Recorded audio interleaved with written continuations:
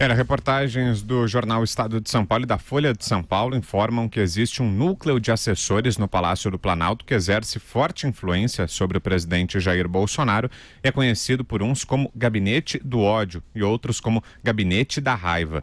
Responsáveis pelas redes sociais do presidente, esses integrantes defendem a pauta de costumes, produzem relatórios diários e interpretam fatos do Brasil e do mundo. O gabinete é encabeçado pelo vereador em licença, Carlos Bolsonaro, e abriga os assessores Tércio Arnaldi Tomás, José Matheus Salles Gomes e Matheus Matos Diniz.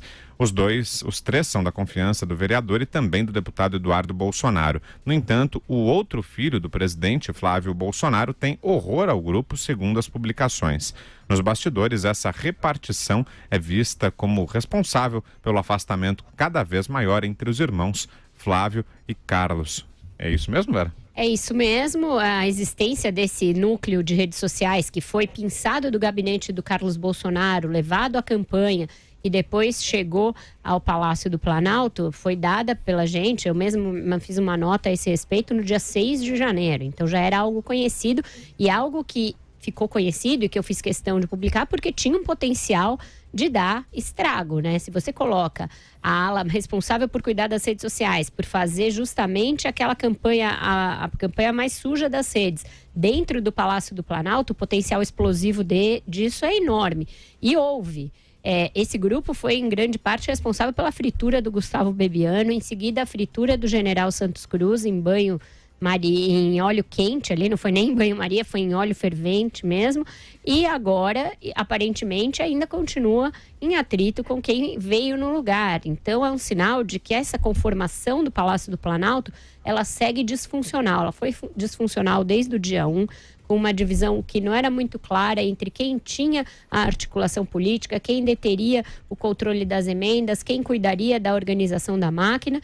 E ela segue bagunçada. O general Ramos chegou lá para cuidar da articulação política e aparentemente está enfrentando a mesma dificuldade que o general Santos Cruz tinha com essa ala mais radical, com a ala mais ideológica do governo. E isso está dando ruim. A tal paradinha que foi inventada lá para o Bolsonaro falar o que bem entende, sem falar com a grande imprensa por meio dos cafés, resultou em um desastre. Ele falou as piores bobagens do seu governo nesse cenário pouco controlado ali e filmado por esse pessoal para ir direto para as redes sociais.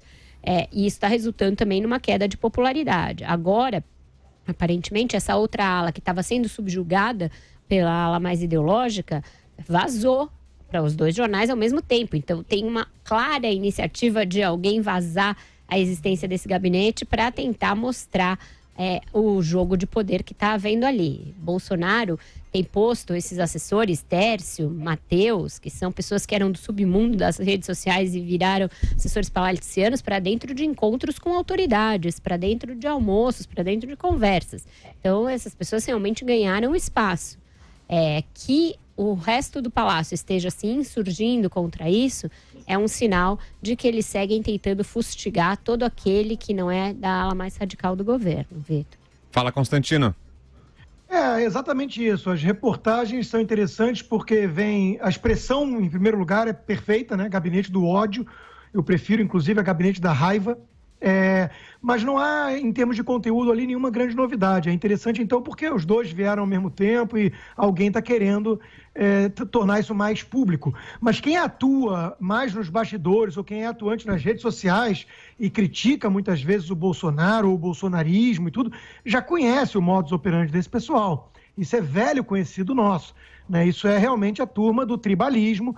Outro nome mencionado é o assessor especial da presidência, Felipe Martins, que justamente tem um apelido nas redes sociais de Robespirralho ou Sorocabenon, que é uma menção ao outro guru. Então são dois grandes gurus em termos de influência ideológica, estratégica, nesse modus operandi. É o Olavo de Carvalho do lado brasileiro e o Steve Bannon do lado americano, que são ambos que adotaram essa mentalidade nacional populista autoritária que encara tudo como uma guerra de vida ou morte. Você só enxerga do outro lado inimigos mortais. Não existe qualquer possibilidade de diálogo, de agregar, de unir, de encontrar um denominador comum. Então, à medida que a pessoa vai deixando de se curvar perante toda a cartilha do bolsonarismo, né, se torna inimigo mortal. Então, basta você discordar 10% ou 20% que você vai entrando para a lista negra deles. E esse vem sendo o modus operandi. A grande questão que surge do ponto de vista de interesse da população é o seguinte: bom, isso é algo reduzido ao mundo das redes sociais, e o presidente utilizou isso como campanha, porque na campanha essa estratégia de guerra tem algum sentido. O Trump, vamos lembrar, usou o Steve Bannon. Depois soube descartá-lo para poder governar um país, né? Então, se fosse apenas para a campanha, e o próprio Bolsonaro já disse várias vezes que acredita o seu filho Carlos a vitória e tudo bem, a gente pode virar e falar, então ele ganhou, vai manter essa turma em banho-maria, vai jogar alguns ossos para os pitbulls de vez em quando, mas vai focar na governabilidade. Ou isso é o modus operandi do Bolsonaro, e ele chancela isso.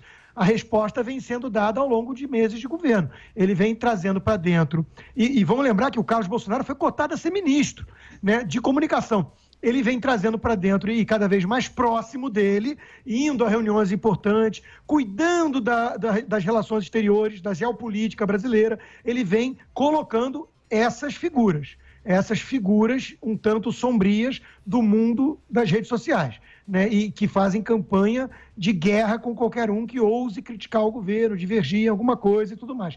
Então, isso é o mais preocupante e é a única coisa que tem realmente valor para o nosso ouvinte internauta. É a questão de que o presidente Bolsonaro endossa, de certa forma, esse estilo, essa mentalidade de que estamos constantemente numa guerra, né, numa batalha de vida ou morte permanente, onde a grande meta já não é, segundo o ideólogo Olavo de Carvalho, nem mesmo combater a corrupção. Esquece Lava Jato. A questão é o Foro de São Paulo, a ameaça comunista e os globalistas que querem tomar a Amazônia e ameaçar a nossa soberania nacional. Essas são as últimas mensagens do guru.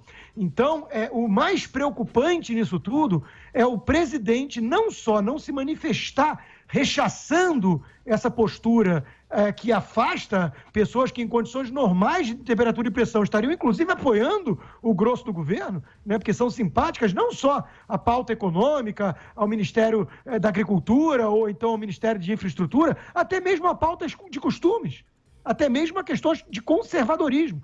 Vários conservadores estão assustados com essa postura e se afastando, recuando, se tornando, inclusive, movimento de resistência ao governo, porque estão vendo o seguinte: essa turma está usando os liberais na economia, usando o pragmatismo em outras áreas, mas a sua essência, o seu DNA é olavista, é Steve Bannon. E isso vai mostrar as caras, eventualmente, no governo.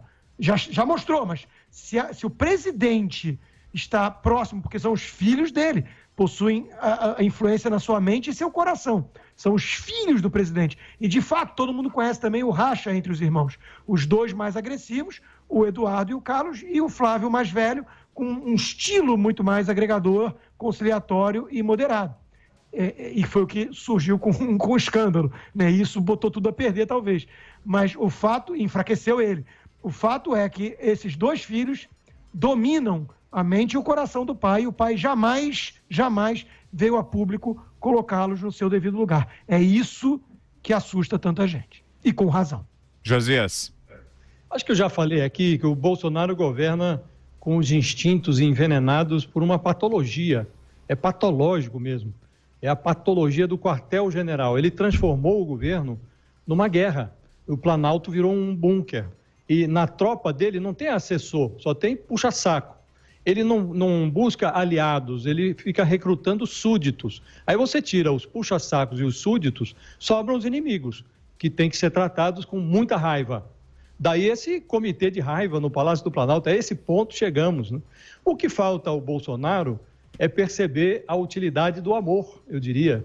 Ninguém imaginaria que ele, eleito, fosse abandonar os seus instintos mais primitivos. Ele sempre foi assim.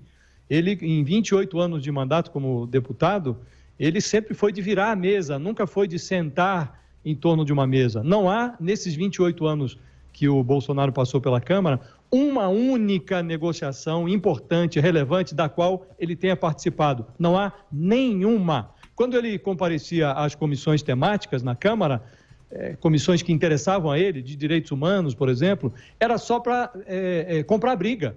Tinha alguém depondo, ele não gostava do teor do que estava sendo dito, ele ia lá para comprar briga mesmo, ele interrompia as sessões. Esse é o Bolsonaro. O que se imaginou é que ele, eleito presidente, percebesse que há 3 problemas sobre a mesa. Há uma crise econômica, longeva e difícil de ser resolvida, há uma falência moral que ainda não foi resolvida, nós estamos discutindo aqui problemas do líder do governo, que recebe a visita matutina dos rapazes da Polícia Federal, e há uma sociedade estilhaçada. A raiva não resolve nenhum desses 3 problemas. O amor talvez resolvesse, mas amar não é coisa para amadores, não.